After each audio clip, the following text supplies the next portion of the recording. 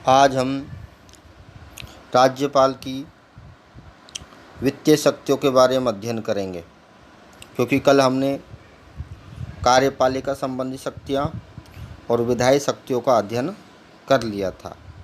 अब वित्तीय शक्तियों में सर्वप्रथम अध्ययन करेंगे कि प्रत्येक वित्तीय वर्ष का विवरण तैयार करना और उसे विधानसभा में प्रस्तुत करवाना ये राज्यपाल का काम है।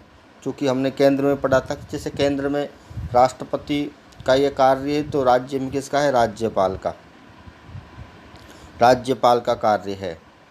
आगे हम देखेंगे कि राज्यपाल यानी वित्तीय वर्ष का विवरण, प्रत्येक वित्तीय वर्ष का विवरण जिसको हम बजट बोलते हैं, क्या बोलते हैं? बजट बोलते हैं। कि प्रत्येक वित्तीय वर्ष में आय और व्यय का अनुमानित ब्यौरा तैयार किया जाता है और राज्य में राज्यपाल के निर्देशन में तैयार किया जाता है और राज्यपाल की अनुमति से ही उसे सर्वप्रथम विधानसभा में प्रस्तुत किया जाता है। राज्यपाल की पूर्व स्वीकृति के बिना कोई भी धन विधेयक विधानसभा में प्रस्तुत नहीं किया जा सकता।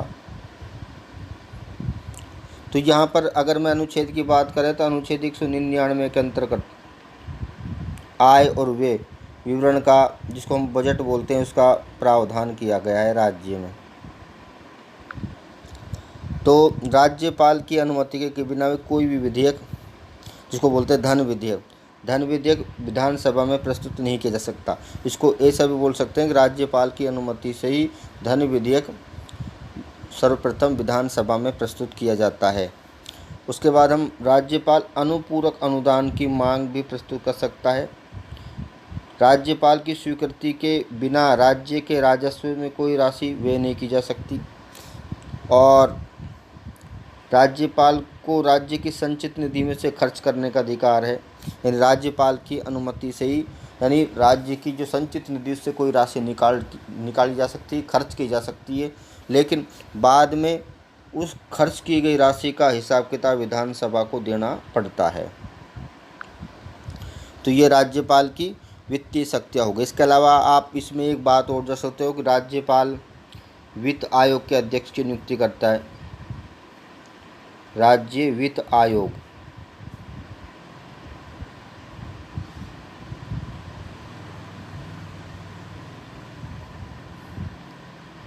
के अध्यक्ष की नियुक्ति करता है।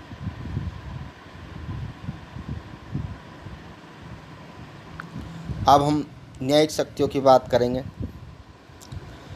न्यायिक शक्तियों में अनुच्छेद 161 के अनुसार जिन विषयों पर राज्य की कार्यपालिका शक्ति का विस्तार होता है, उन विषयों संबंधी किसी भी विधि के विरुद्ध अपराध करने वाले व्यक्तियों के दंड को राज्यपाल कम कर सकता है।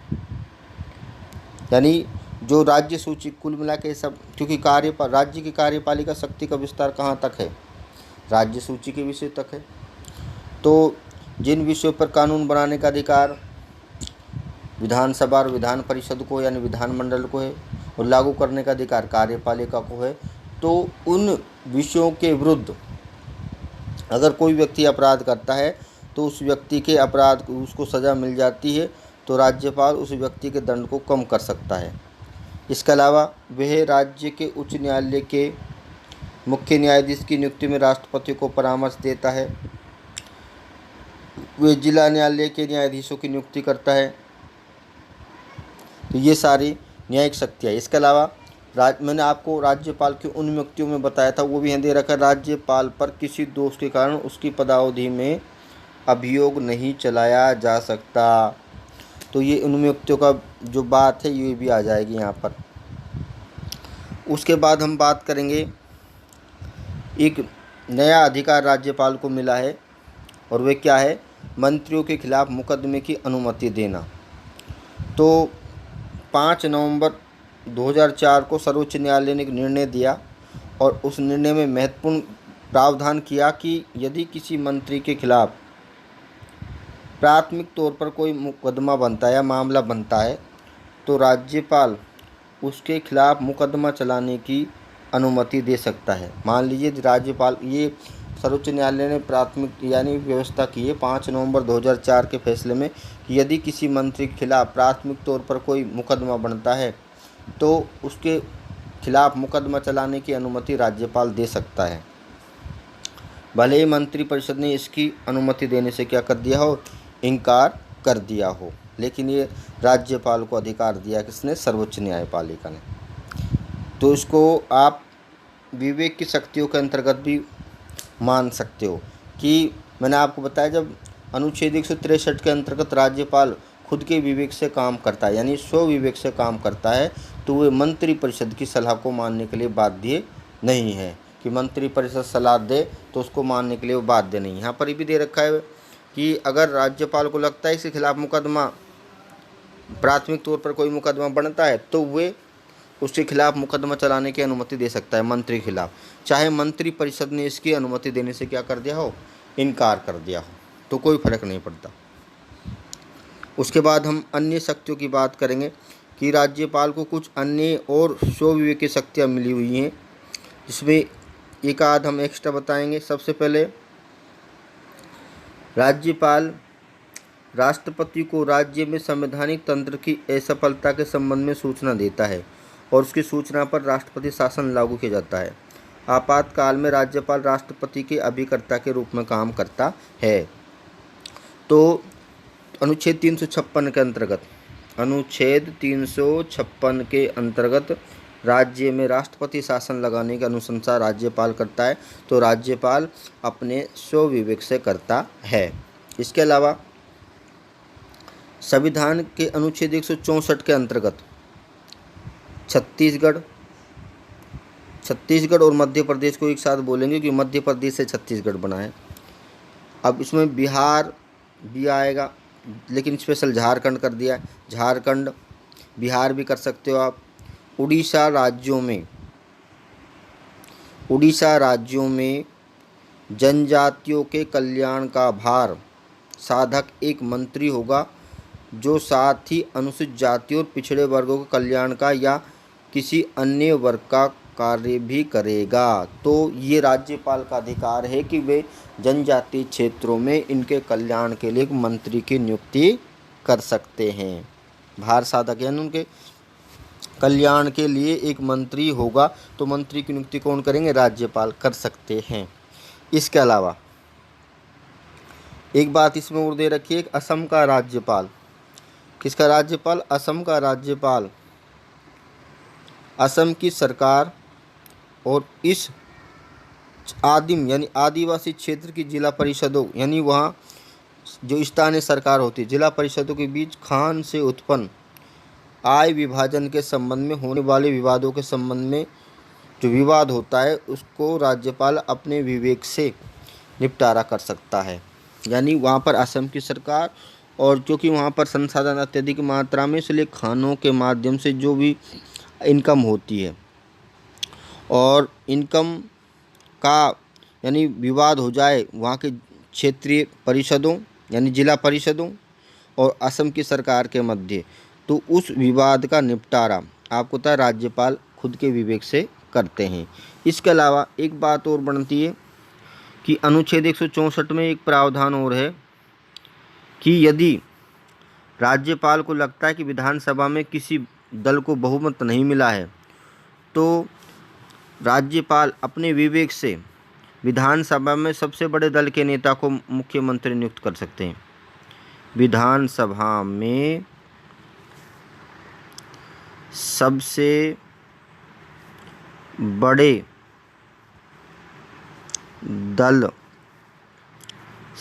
बड़े दल के नेता को मुख्यमंत्री नियुक्त कर सकते हैं। जब बहुमत ना हो, कौन सी स्थिति में, यदि बहुमत हो तो स्पष्ट दे रखा है अनुच्छेद 164 के अंतर्गत विधानसभा में बहुमत प्राप्त दल के नेता को मुख्यमंत्री नियुक्त किया जाता है। यह संवैधानिक स्थिति है। लेकिन विधानसभा में बहुमत ना होने की स्थिति में राज्यपाल अपने विवेक से मुख्यमंत्री की नियुक्त करता है। विधानसभा में बहुमत ना होने की स्थिति में, ना होने पर अनुच्छेद 164 के अंतर्गत राज्यपाल अपने विवेक से मुख्यमंत्री की नियुक्ति करते हैं। तो ये भी राज्यपाल की स्वविवेक की शक्तियों में आएगा। तो ये राज्यपाल के जो कार्य थे, राज्यपाल की जो शक्तियाँ थी, वह आपको बता दी। अब राज्यपाल की स्थिति के बारे में थोड़ा सा यहाँ पर अध्ययन किया था। मैं थोड़ा सा आपको हटकर बताता हूँ कि मैंने शुरू में आपको बताया राज्यपाल की स्थिति। तो राज्यपाल की स्थिति दो रूप में होती है यहाँ पर। एक तो नाम मात्र की कार्यपालिका के रूप में, नाम मात्र की कार्यपालिका के रूप में,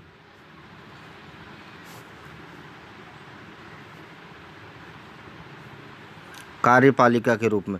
जब वह नाम मात्र की कार्यपालिका के रूप में काम करता है तो वह मुख्यमंत्री और मंत्रिपरिषद के, यानी मंत्रिमंडल या मंत्रिपरिषद की सलाह या मंत्रिमंडल की सलाह को मानने के लिए बाध्य है।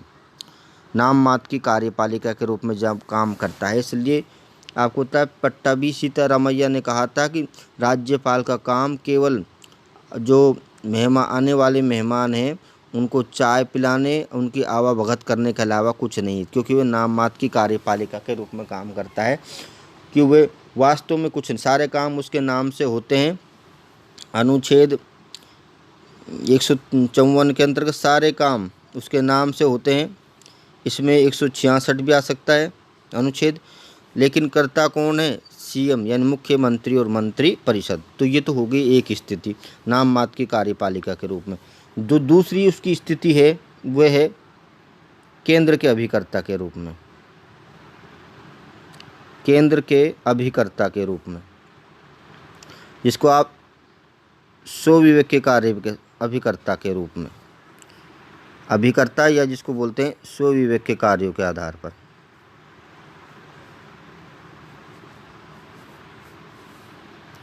तो ऐसी स्थिति में जब वो स्वविवेक से काम करता है तो वह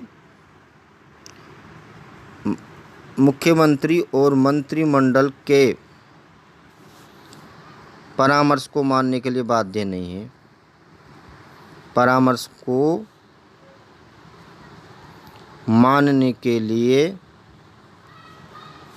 क्या नहीं है? बाध्य नहीं है, बाध्य नहीं है। तो संविधान निर्माताओं ने जो मुख्य भूमिका प्रारंभ में सौंपी थी, उनको जो संविधान निर्माताओं की मंशा थी वह पहली स्थिति के रूप में थी कि वे नाम मात्र की कार्यपालिका के रूप में भूमिका निभाए। लेकिन जैसे जैसे समय गुजरता गया, अब वस्तु स्थिति हो गई है कि जो नाम मात्र की कार्यपालिका के कार्य वो तो हो गए गौण, और केंद्र के अभिकर्ता के रूप में या स्वविवेक के कार्य हो गए उसके प्रमुख। इसलिए राज्यपाल अब केवल चाय पिलाने और मेहमानों की आवाभगत करने तक ही सीमित नहीं है उसका कार्य, बल्कि उससे अधिक कुछ कार्य करने लगा है। अब हम आगे बात करेंगे। तो राज्यपाल का टॉपिक कंप्लीट हो गया। और राज्यपाल के बारे में थोड़ा सा हम वर्णन करें तो राज्यपाल को वेतन भत्ते सारे कुछ हमने बता दिए। तो हम राज्यपाल वर्तमान समय में कौन है? तो प्रथम राज्यपाल कौन थे राजस्थान के, इनके बारे में थोड़ा अध्ययन कर लेते हैं। प्रथम राज्यपाल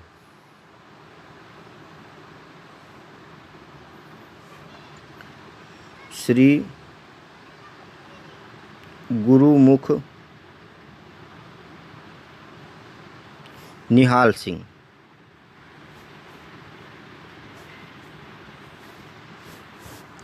ये राजस्थान के प्रथम राज्यपाल थे, इसको नोट कर लें। राजस्थान के प्रथम राज्यपाल थे श्री गुरुमुख निहाल सिंह। और वर्तमान राज्यपाल कौन से हैं? वर्तमान राज्यपाल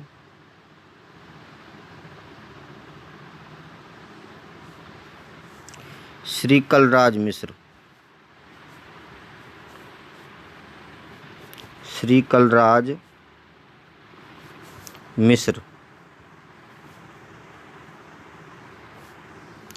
राजस्थान के वर्तमान राज्यपाल हैं।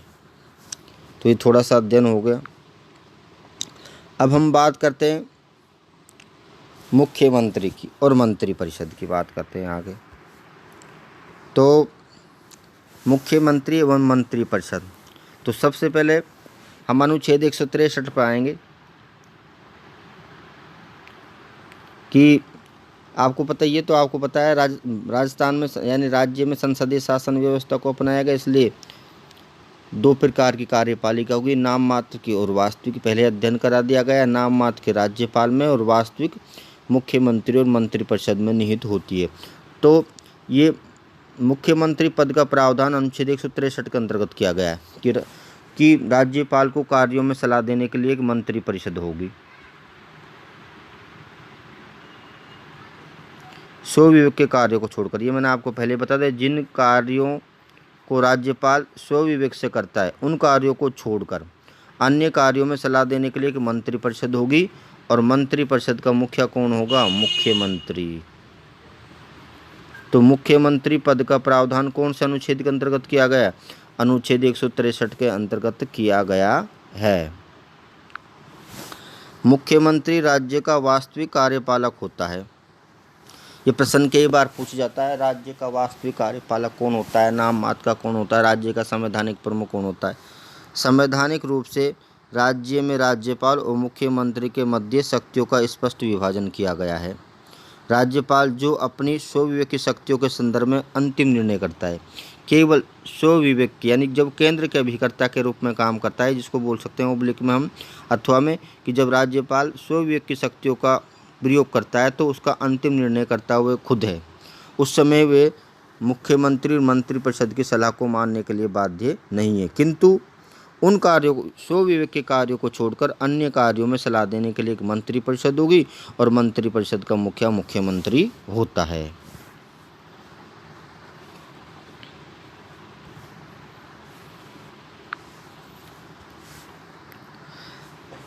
इसमें जो स्वविवेक के कार्यों को छोड़कर जो शेष जो सभी मामले हैं, मुख्यमंत्री उसका अंतिम निर्णय करता होता है। अन्य मामलों में मुख्यमंत्री की नियुक्ति राज्यपाल करता है अनुच्छेद 164 के अंतर्गत। अनुच्छेद 164 के अंतर्गत विधानसभा में बहुमत प्राप्त दल के नेता को आपको पता है मुख्यमंत्री नियुक्त करता है। तो ये आप अनुच्छेद 164 नोट कर लें। अनुच्छेद 164 के अंतर्गत ये प्रावधान किया गया है कि विधानसभा में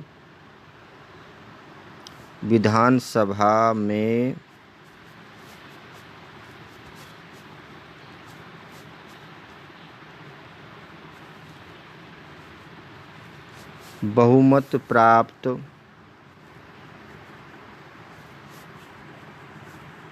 दल के नेता को राज्यपाल द्वारा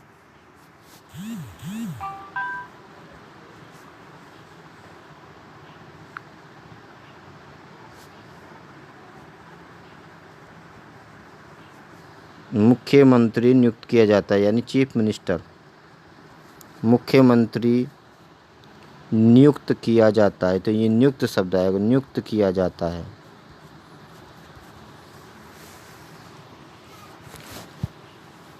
और मुख्यमंत्री की आगे हम देखेंगे, जब मंत्रिमंडल की बात करेंगे तो मुख्यमंत्री की सलाह पर अन्य मंत्रियों की नियुक्ति की जाती है और उनके मध्य विभागों का बंटवारा किया जाता है। तो मुख्यमंत्री की नियुक्ति राज्यपाल करता है, किंतु मंत्रिपरिषद का निर्माण, विघटन और विभाग आवंटन आदि मुख्यमंत्री में निहित है। यानी वास्तविक रूप में मुख्यमंत्री में, सैद्धांतिक रूप में राज्यपाल में और व्यवहारिक रूप में मुख्यमंत्री में निहित है, क्योंकि मुख्यमंत्री परामर्श देता है राज्यपाल को। तो राज्यपाल इस संदर्भ में मुख्यमंत्री के परामर्श के अधीन है, यानी इसको मानने के लिए बाध्य है। प्रत्येक मंत्री मुख्यमंत्री की इच्छा पर्यंत पद पर काम करता है। मुख्यमंत्री उससे कभी भी इस्तीफा मांग सकता है या उसे राज्यपाल द्वारा बर्खास्त करवा सकता है। मंत्रिपरिषद की बैठक की तिथि और स्थान मुख्यमंत्री तय करता है। मुख्यमंत्री मंत्रिपरिषद की बैठकों की अध्यक्षता करता है। मंत्रिपरिषद के निर्णय पर अंतिम स्वीकृति या अस्वीकृति मुख्यमंत्री की इच्छा पर निर्भर होती है और मुख्यमंत्री का त्यागपत्र संपूर्ण मंत्रिपरिषद का त्यागपत्र माना जाता है। तो अब आपसे जैसे मैंने आपको पहले पाठ पढ़ाया था, जब मैंने आपको 5वां पाठ पढ़ाया था, यानी सेकंड यूनिट का दूसरा पाठ पढ़ाया था, यानी कार्यपालिका का। उस समय प्रधानमंत्री का आपको बताया था। तो प्रधानमंत्री की वही स्थिति है जो राज्य में मुख्यमंत्री की है। तो मैंने आपको प्रधानमंत्री के कर्तव्य बताए थे, तो उत्तरदायित्व, भूमिका। उसी प्रकार से यहाँ पर मुख्यमंत्री की भूमिका, उत्तरदायित्व, लेकिन यहाँ पर प्रश्न इस प्रकार से ना पूछकर आपसे टिप्पणी के रूप में पूछा जा सकता है, क्योंकि मुख्यमंत्री राज्यपाल के संबंधों को बताओ, मुख्यमंत्री राज्य की विधायिका के संबंधों को बताओ, इस प्रकार से आपसे प्रश्न पूछा जा सकता है। तो हम मुख्यमंत्री राज्यपाल के जो संबंध हैं उनको पढ़ेंगे। तो संबंध में आपको सबसे पहले पता है कि राज्य का जो संवैधानिक प्रधान होता है, नाम मात्र की कार्यपालिका होती है, वो राज्यपाल में निहित है, और वास्तविक कार्यपालिका किस में निहित है? मुख्यमंत्री मंत्रिपरिषद में। तो आपको दोनों, और आपको ये भी पता है कि मुख्यमंत्री नियुक्ति राज्यपाल, मुख्यमंत्री की नियुक्ति राज्यपाल द्वारा की जाती है। आपको पता है इंटर रिलेशन हुआ आपस में, को संबंध हुआ इनमें। मुख्यमंत्री वास्तविक, जबकि राज्यपाल संवैधानिक प्रधान होता है, यानी नाम मात्र की कार्यपालिका होती है। मुख्यमंत्री मंत्रिपरिषद और राज्य के राज्यपाल। अब इसमें और ये भी बात देना जरूरी है कि राज्यपाल द्वारा मुख्यमंत्री की नियुक्ति की जाती है। नीचे दे रखा है संवाद, मुख्यमंत्री मंत्रिपरिषद राज्यपाल के मध्य संवाद। सबसे पहले हम बात करेंगे, तो हम बात करेंगे कि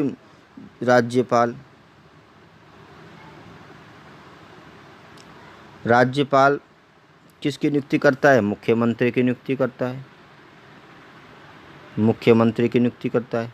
और मुख्यमंत्री की सिफारिश पर, यानी राज्यपाल किसकी नियुक्ति करता है? मुख्यमंत्री की। और मुख्यमंत्री की सिफारिश पर अन्य मंत्रियों की, जिसको हम बोले मंत्रिपरिषद की नियुक्ति करता है, मंत्रिपरिषद की, यानी कैबिनेट मंत्री, राज्य मंत्री, उपमंत्रियों की नियुक्ति करता है। अब इनके मध्य, अब इसमें ये कहना चाह रहा है कि राज्यपाल यानी मुख्यमंत्री, यानी चीफ मिनिस्टर, राज्यपाल और मंत्रिपरिषद के मध्य कड़ी है। कड़ी इसलिए कि यदि राज्यपाल किसी मंत्री को कोई निर्देश देना चाहे तो वह सीधा निर्देश ना देकर वह किसको निर्देश देता है? मुख्यमंत्री को निर्देश देता है। किसको निर्देश देगा? मुख्यमंत्री को। और मुख्यमंत्री किसको निर्देश देगा? मंत्री को देगा। इसमें नीचे दे रखा है अनुच्छेद 167 थर्ड के अंतर्गत कि यदि राज्यपाल को लगता है किसी मंत्री ने कोई निर्णय ले लिया लेकिन उसको मंत्रिपरिषद के सामने नहीं रखा, तो राज्यपाल किसको निर्देश देगा? मुख्यमंत्री को, कि मंत्री ने अपने स्तर पर निर्णय ले लिया लेकिन मंत्रिपरिषद के सामने नहीं रखा, तो राज्यपाल मुख्यमंत्री को निर्देश देगा कि उस निर्णय को मंत्रिपरिषद के सामने रखवाए।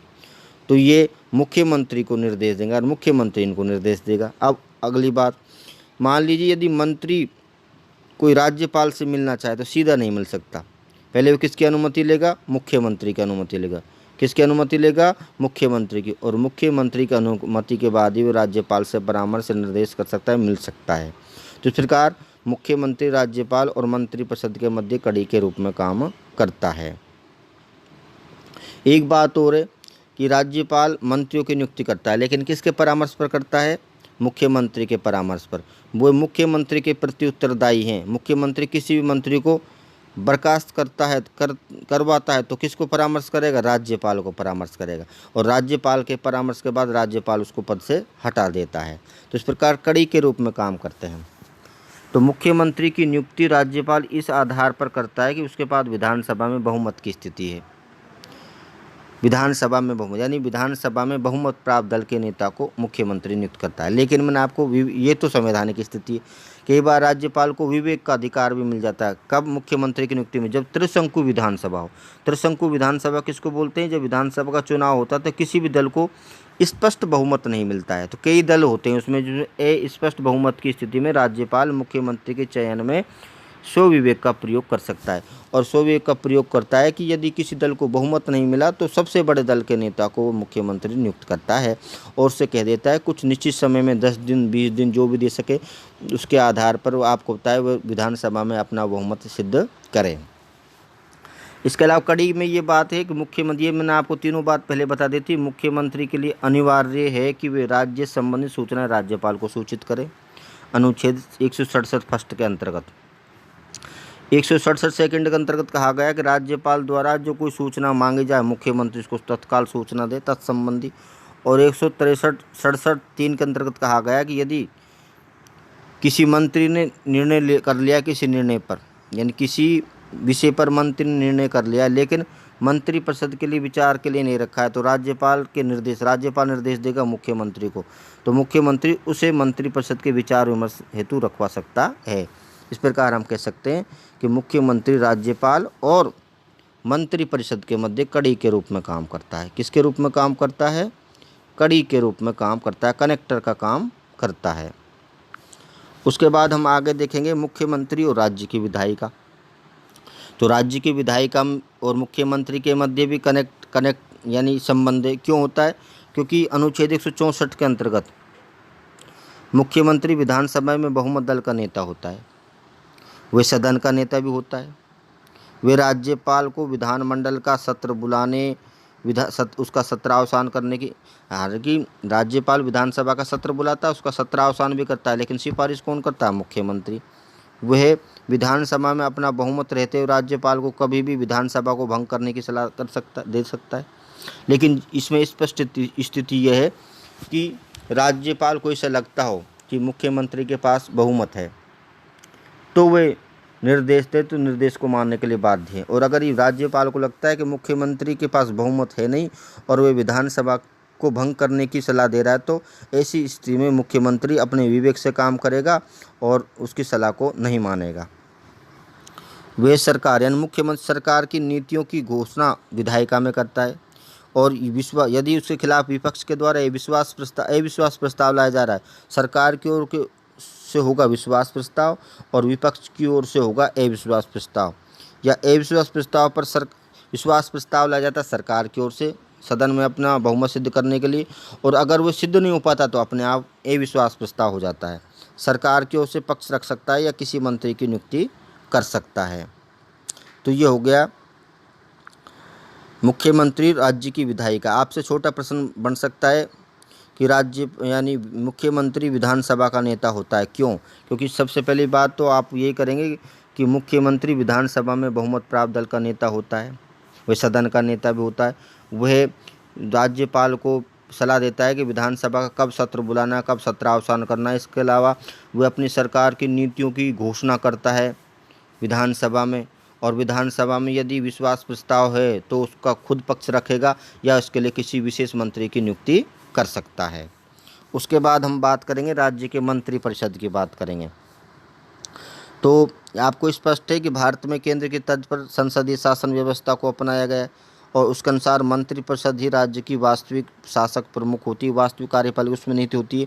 मंत्रिपरिषद का मुख्यमंत्री होता है।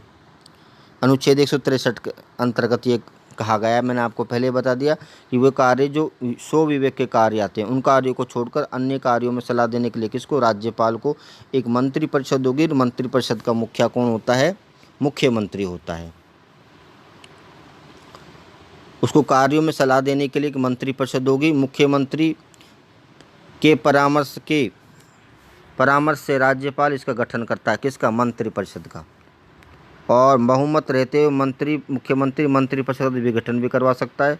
मुख्यमंत्री अपनी मंत्रिपरिषद का आकार तय करता है वास्तव में, जिसमें 3 मंत्री होते हैं, कैबिनेट मंत्री, राज्य मंत्री, उपमंत्री, और संसदीय सचिव का पद भी होता है।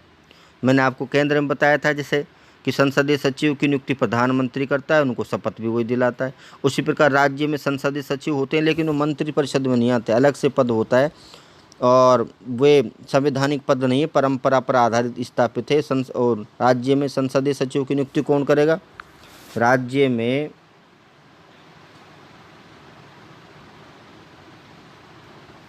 संसदीय सचिव की नियुक्ति करता है मुख्यमंत्री। उनको हटाता भी कौन है? मुख्यमंत्री। उनका काम क्या है? विधानसभा में मंत्रियों की सहायता करना। विधानसभा में मंत्रियों की सहायता करना।